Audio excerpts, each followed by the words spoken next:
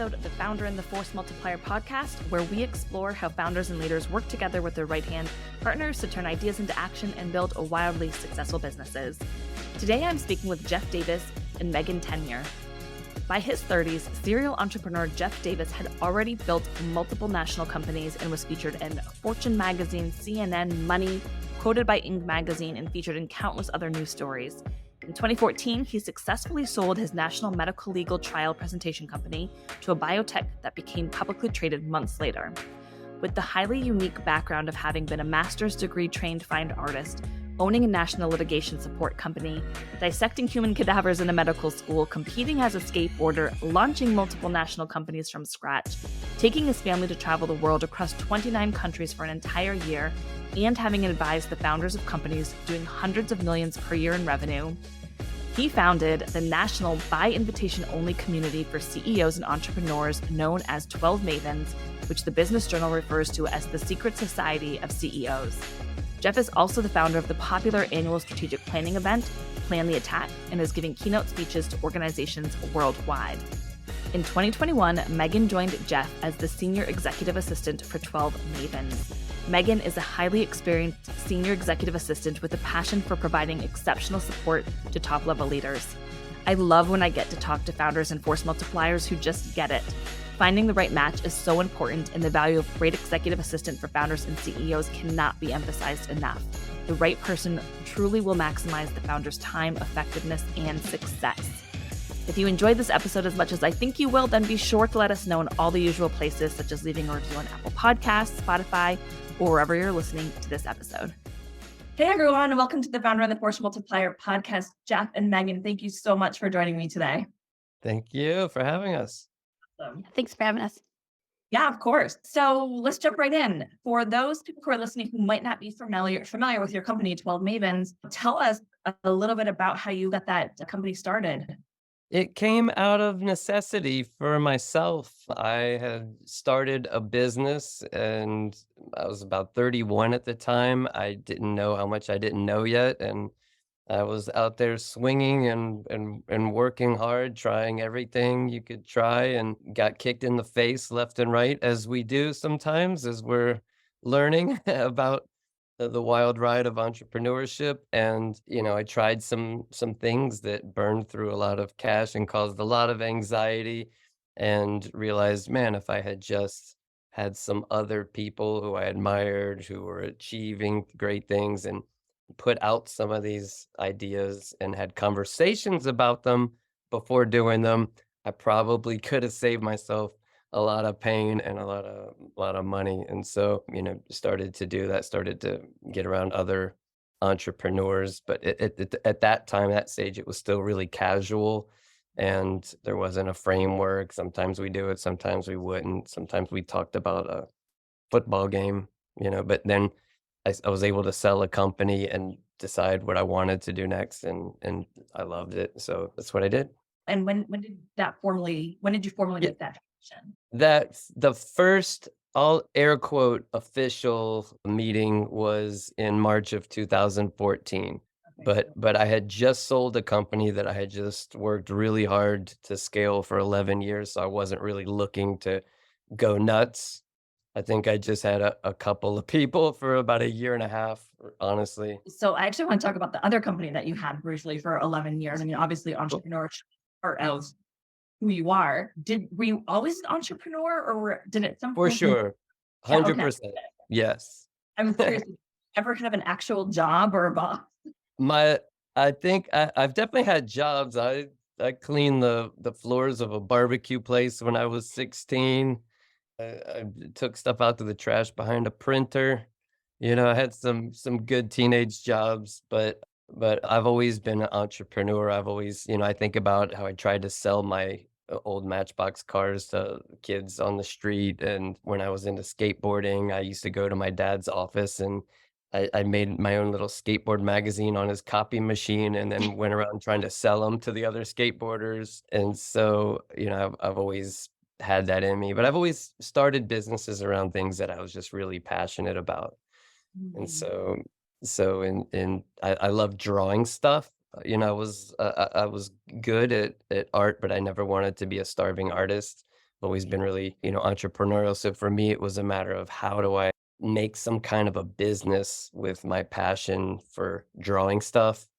And I ended up finding out about anatomical and surgical illustrations used in litigation.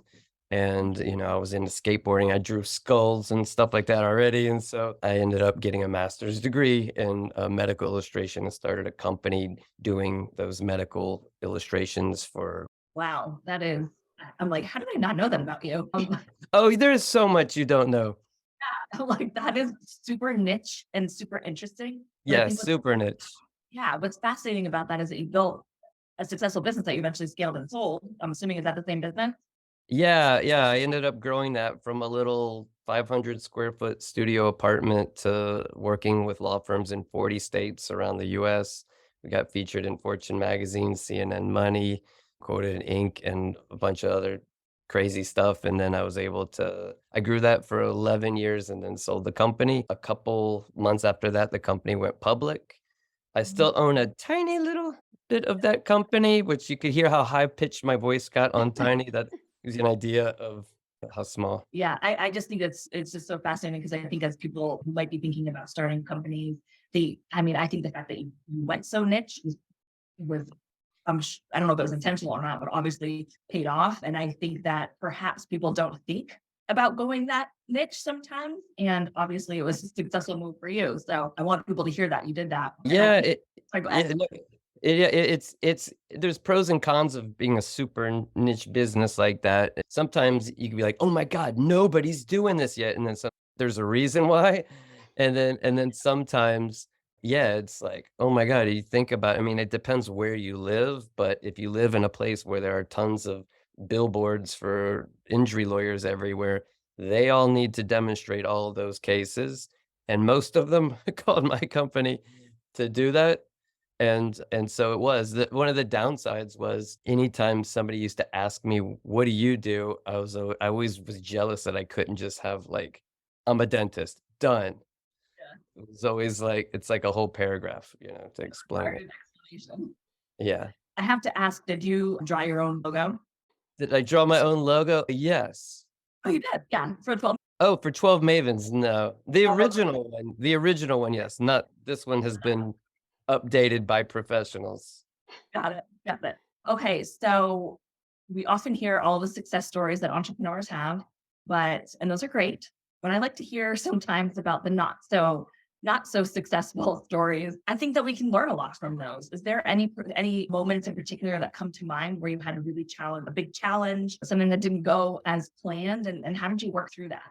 Yeah, a lot. And anybody that tells you, any entrepreneur, I don't care if they're on the Inc. 500 fastest growing companies in America, I don't care if they've won CEO of the year 5 times, they have gone through hell and back and they've had plenty of failures. And if they tell you they didn't, they're either lying or they played it so safe that that in itself was a failure, that they missed a million opportunities probably just to try to not shake things up. But yeah, a lot of them. I mean, like what I was talking about a little bit earlier about some of the mistakes I made that cost a lot of money and a lot of stress. In 2006 ish, 2007, my company was growing like this. Guns were blazing. We are being featured in magazines and everything. I could do no wrong. And in a short span of time, I doubled my staff, quadrupled our office space, bought my first house, and had my first child. I guess my wife had the child technically, but that's a lot of stuff all at the same time. And if you know history, when the Great Recession started, it's not great timing to double down, quadruple down. But, I did all that again, just with guns blazing, didn't talk to other people, that have that outside perspective and say, "Hey, I'm thinking about bringing in, these sales guys and I'm going to compensate them this way." And, all the different, I had the wrong people. I had the wrong compensation. I had wrong, wrong, wrong, but didn't know yet. I have a master's degree in medical illustration. What the hell did I know about interviewing sales guys? So what happened? Oh, so I burned through about 6 figures in 6 months, and that's actual money. Like, I mean, I was in my early 30s, And that wasn't like pipeline value or perceived value, like actual dollars that, could go to kids' college one day, could go to a dream house one day, or got burnt on like some bad hires that and some other decisions, maybe a little too fancy of an office. Maybe didn't need that super fancy phone system. Maybe there was a little too much glass and chrome in that two-story office space that moved us into. But so, yeah, and I'd say, another mistake was it took me too long to get help. This this podcast is all about the partnership of a founder and a force multiplier, and I was doing so much myself because, it was like went with sweat equity. I didn't raise capital. Was self-funding, starting from ramen noodles for dinner to pay for a little printer, you know? I mean, I literally entered a karaoke contest with the hopes that if I won, I could buy the fax machine I needed, and, I mean, I could tell you stories, but, I was, like, pounding my chest about what a warrior I was to work till 3 in the morning, 4 in the morning, every night and every weekend. Meanwhile, it didn't have to be that crazy and that extreme. And, when you're that tired out, you're not making the best decisions. That's so true. When did you, I mean, so there's definitely a lot of lessons in there. When did you decide to make like your first assistant hire, or somebody who really was going to support you and help you get through? Yeah, well, before I had my first child, my wife would help with a little bit of that admin stuff, but it wasn't really. I mean, she went to college for something totally different, but she was just kind of helping. And then when she had our first child, who's now about to be 17, for how long ago this was, my first baby, then there was nobody to do it, and I was doing all that too. And then kind of like with hiring the sales guys, I didn't know anything about how to hire, like an office manager, administrative assistant, and, executive assistant, any of it. And so, I didn't even really know how to, what to ask. I didn't know even when I brought in, I went through a few, and I would just like one of them, I would just give things, give things, give things. I wouldn't do anything to like see if it actually ever got done. I'm on to my next thing. And then you realize a lot of it was never getting done, and learning things that way. But that was, I would say, that was maybe 3 or 4 years into the business. So when did so that's kind of when you made that first, started to first maybe make a force multiplier hire. When did you and Megan start working together? It's about 2 years? Yeah, it'll be 2 years in April. Okay, cool. And Megan, just wanted to ask you a little bit, like, what was your career path leading up to partnering with Jeff? Sure. So it took me a while to find Jeff. I started my career in healthcare. I worked at a major hospital in my area for 8 years. And then I just noticed like my growth was stagnant. I lost kind of that joy and that excitement that I had going to work. So I knew it was just a natural time to make a change. So I started looking for opportunities. And within a few months, really, I found Jeff's posting and I thought it seemed like a pretty good fit. And we've been here ever since. Very cool. Successful strategic business partnerships like the two of you have look very different depending on who the partners are. What is one thing that you think makes your working relationship successful? I'll say for me, I think it's that at our core, we're good people, nice people, genuinely want to be helpful to each other and to the greater, cause that we're fighting for. I think like when I first met Megan and she was telling me a story about something that she did for somebody that was a patient in the hospital, and I was like, she's awesome person, more so than like if she knows how to like do whatever in Excel or like when I heard the story, I was like, I don't even care. Like it's a good person.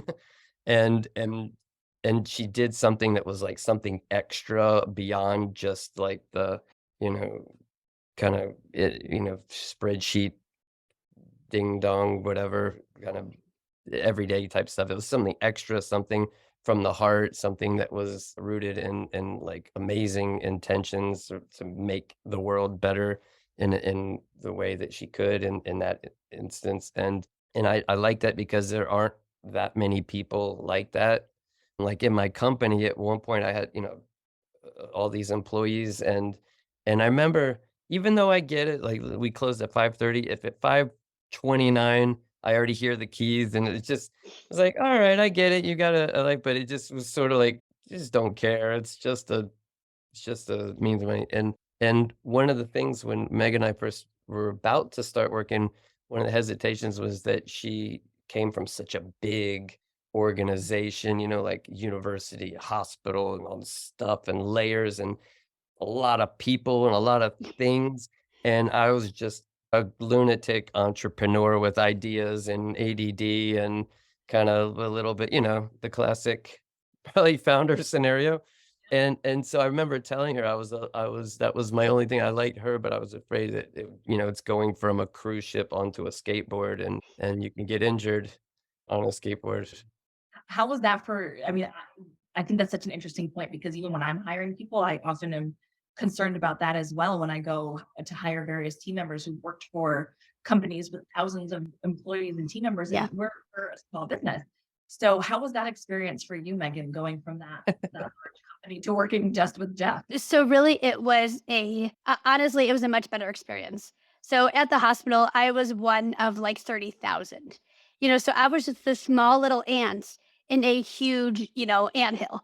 So really like nothing could be done within a day. There were level of hierarchy and levels of management, and basically each section of healthcare worked independently.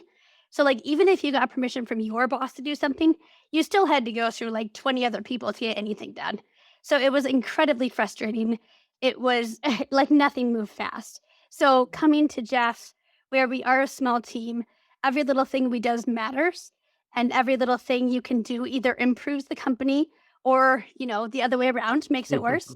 It all matters. So I loved it because I felt like I was actually making a difference and not just kind of in this rat wheel of like getting permission and asking the right person and finding the right person. And nope, they're not the right person. Try again.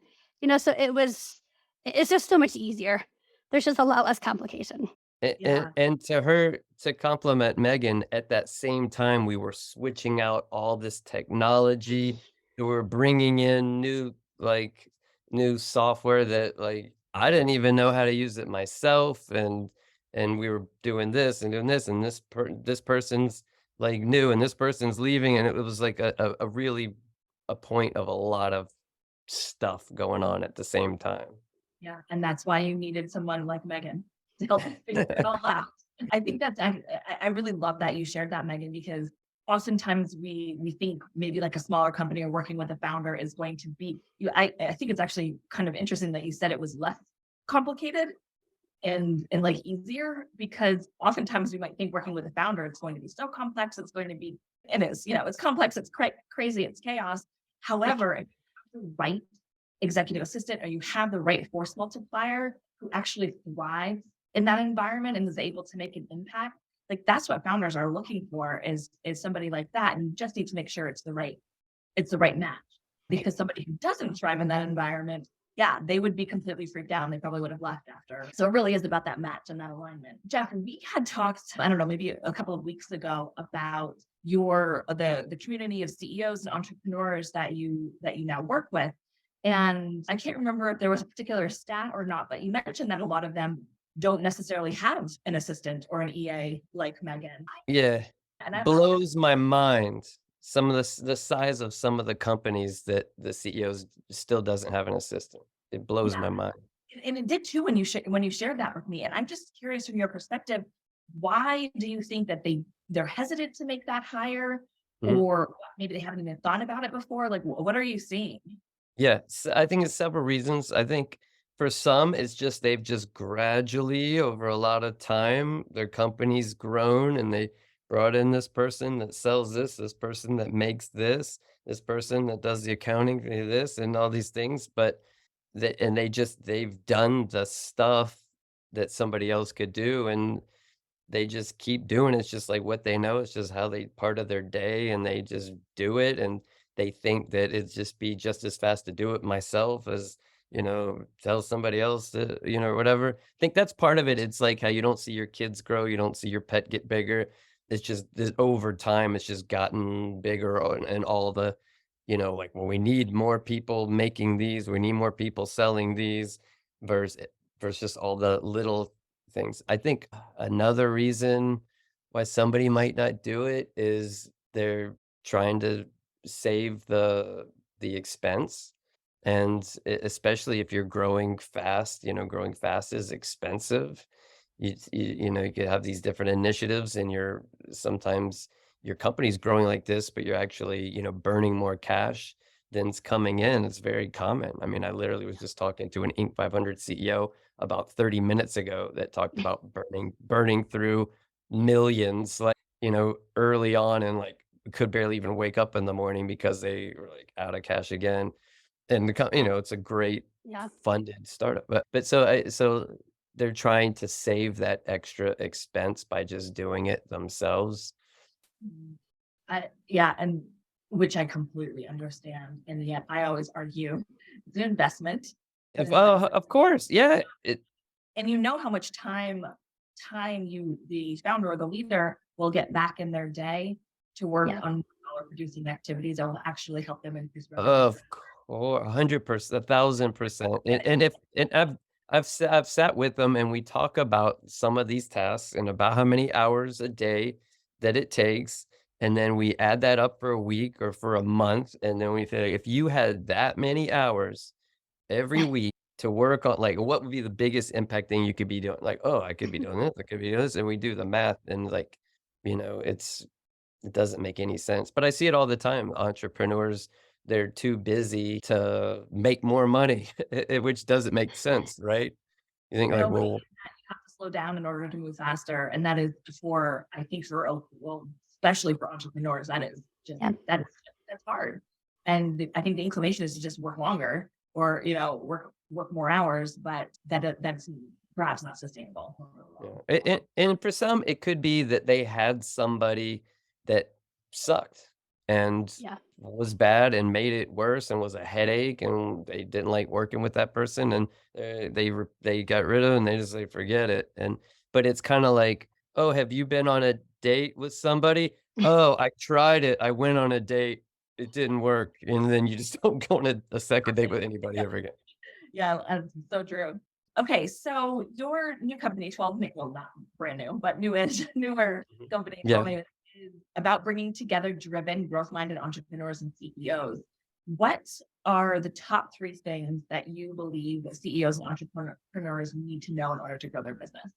I think one thing that's hard for founders to do is really track your numbers, measure them, understand what they mean, understand the numbers of what needs to get done. Like, so most entrepreneurs, they're just out trying to get business, and but they don't really know how many people do you need to reach to lead to a conversation? How many conversations do you need to have to convert to a sale? How many, what did you spend on, the top of that funnel? What did it cost to acquire a client or a customer? And all these different metrics, they just they just do stuff. And most entrepreneurs need help with that because they're on like the marketing idea, but not like the little nuanced details of the metrics of it. The best entrepreneurs know their key metrics so that they can then measure and then test variations of what you're doing, and then you can optimize and see if it gets better or if it gets worse. But if you don't even know, then you can't do that. Number two, I'd say they need to make, when they have that winning formula, they need to make those winning formulas that they've been measured, that need to make them replicable and repeatable so other people can follow those winning recipes, kind of like how a franchise does it, and in creating the systems that other people can follow, and entrepreneurs need help with that too, documenting systems in a way that people will actually use. And I say I will actually use because you could have somebody help you document the way you do the stuff in something that nobody's ever going to look at it. Nobody's ever going to play that video. Nobody's ever going to pull out that checklist. And so in a practical way where other people can follow, the way things are done. And then the third thing I would say, I would say there are definitely more than three, but the three that come to mind. The third one, I would say the need to be willing to work hard, but at the same time that you're willing to do the hard work. It's kind of opposites. At the same time as you have that work ethic, you need to be looking to find great people, not pretty good people, not crappy people, but great people who can step in and step up and help build the thing too, so that the founder doesn't hit the ceiling of how much the business can grow because how much they're doing themselves. Because there's a limit to one person's hour per day. Even the greatest entrepreneur, smartest person can only do so much from wake up to go to sleep in a day. And a lot of times the founders are usually the bottlenecks to the growth of the company because they're not letting go. Yeah, those are three really awesome points, and I of course love the last one for many reasons. But I mean, I think that's where real businesses obviously become businesses, is when you actually have other people that you're leading and succeeding through, and that's where the growth. Meagan, I wanted to ask you, what is your advice to other executive assistants or administrative assistants who might be listening to this call and working with the founder who has lots of ideas and big plans and big visions for their organization? What's your advice to them about how to form a successful partnership and to make sure that your communication is in sync? Yeah, so my just basic advice would be don't be afraid to make the leap. Coming from a corporate experience, it is a lot different, and healthcare is its own kind of genre, than the difference from corporate America. But it is an amazing experience to be able to work with someone one on one, and communication definitely has to be there. I think a lot of trust has to be there, and that takes time. Obviously, the first day, I'm sure Jeff didn't trust me. You know, you never know, but I'll give you the benefit of the doubt. Trust but Um, verified. Yes, yes. So a lot of it is, he doesn't have to micromanage me. He lives thousands of miles away from me, and we're remote workers. We have never met in person yet. So even having said that, we still have that synergy, and we're still able to trust each other and to get work done. And it's just all about the communication and the level of trust, and you can make anything succeed, really. You actually brought up a really interesting point, because obviously more and more people are working remote and having this sort of remote relationship where you both work together so closely and yet so far apart. So how are you making that remote relationship work? Do you have like systems in place for doing that, or what's your process? So we do weekly check-ins on Zoom. And then of course we have Slack. So we message each other throughout the day. And we're kind of on different time zones. So he kind of has to trust that I'm going to get my stuff done when in the amount of time that I said I'm going to get it done.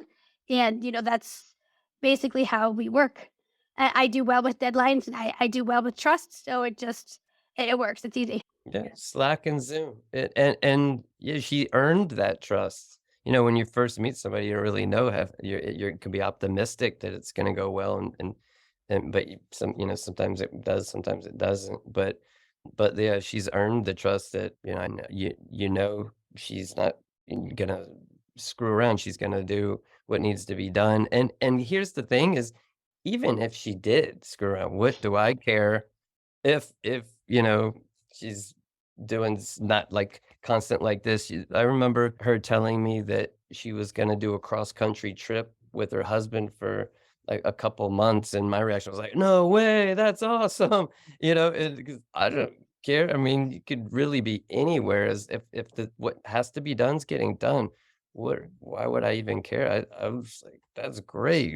Go somewhere, go wherever you want." To me, like I like that she did that because it's like a point for Megan staying around, because she does have that freedom. And yeah, like I'm getting in bed my time. It's like yeah, it's like 8:30ish. yeah, 9:30 p.m. right now. Yeah. How did you, But how did you, I know you mentioned that she earned that trust. Was there like a certain point along the way that you felt like, okay, now the trust is earned, or what were the signs that were showing up that made you feel like she had earned that trust? Because I do know that's a big thing for founders. I think for a few things. One was she was stepping up and learning all these tools. I mean, she came in and started learning how to automate this and tools that she'd never even touched before, hadn't even heard of it. Then she'd be like, "Hey, I found out that this you can get Zapier and integrate it with this, and then it'll automatically." And she was like, proactively, like for me, that's what I was afraid of, is somebody that just kind of waits for like, here, do this, but she would take it upon herself to do those kinds of things, and things were getting done. And the other thing was, you could see the improvement, you could see, and I'll say that I would never last in her role. Like, I would have fired me in like the first week. I would have been like, yikes, and that if I was in that seat, I would have not made the cut. But I could see, the improvement and the effort, and learning new things and adapting. I mean, you would think that she's just worked in this kind of a scenario like her whole career. That's really awesome, and what a testament to for you, Megan, for being proactive, making that. And I think that's such a big piece, is like, you're showing up, you're doing the work, you're making it Yeah. immediate. And the leader is able to see that, see the growth, see the work product getting done, Yes. that give and take. And that's why we need each other, because very often assistants aren't gonna be able to do what the founders do, and founders can't do what the assistants do. And that's why we need each other. Yeah, it really is like that yin yang scenario. It's just the certain things, like founders, we really are all ADD. We're all over the place. We have great ideas and we don't know where we put the great ideas. And we're like, before you've even implemented the last one, you're already coming up with another one, and sometimes it is hard. You gotta kind of hold that in your pocket. But that's, I guess, gift is coming up with these ideas, and some every now and then there's one that's good, you know, but it also comes with a lot of pressure and a lot of crappy stuff that somebody else might not want to do. I know there's certain things I wouldn't ask anybody to do. I'd feel Yeah. bad. Well, yeah, I mean, leadership is hard, especially being the founder of an organization. And there's everybody has their hard, right? There's hard for leaders, and I may not want to be. I as the chief of staff don't want to have the hard that my founder does, but I have my own hard, within my own role. And I think just having that kind of mutual understanding and respect for what each other does is really important to have a successful partnership long term. Yeah. Yeah. Okay. What are you working on? Ooh, always working on something. I would say the thing that we're working on next is 12 Mavens has always been a by invitation only little community of entrepreneurs and CEOs that were primarily in that 5 million to 100 million size companies. But we want to be able to a lot of entrepreneurs impact the businesses and the lives of a bigger group of entrepreneurs, from startups to an army of one to just a small business with just a couple of people. And so we've been building out a platform and created this thing where every month we have a different aspect of business. So imagine 12 different months, 12 different aspects of business. And then we've found a top expert in each area. And every month we get them live on a Zoom. And then the entrepreneurs that are part of this new thing can ask them anything they want live. It's like a master class, but it's live and interactive. And then we record them, and then we're putting them in this, member portal. And we're literally making it to where I guarantee you most people spend more in a month on Starbucks. That's awesome. And so that is something that we're working on and excited to make available. Very cool. Do you have a launch date for that yet? It's kind of a soft launch because we've quietly started already doing these monthly sessions, and we've already built the platform, but we haven't like really rolled it out or marketed it or promoted it yet. Well, yeah, that's awesome. I really So like maybe that. this is the sneak peek. You're getting this little teaser. That's awesome. I really like that format, and particularly getting those experts on. That's really cool. Very cool. Yeah, it's amazing because you think 1 month it's all about marketing, 1 month it's all about sales, 1 month's all about managing your time better, 1 month is all about culture, 1 month you're getting better at delegating, 1 month is like about leadership communication. One month is, you know what I mean? But every month getting a little bit better, leveling up in each of these areas. Very cool. Very cool. Awesome. Well, thank you both so much for joining me today. It was great to chat about your company and all of the work that you've done, and of course the partnership as well. Thank you. Thanks for Thank you having so us. much. Thank you for doing this and putting this out into the world. It's awesome.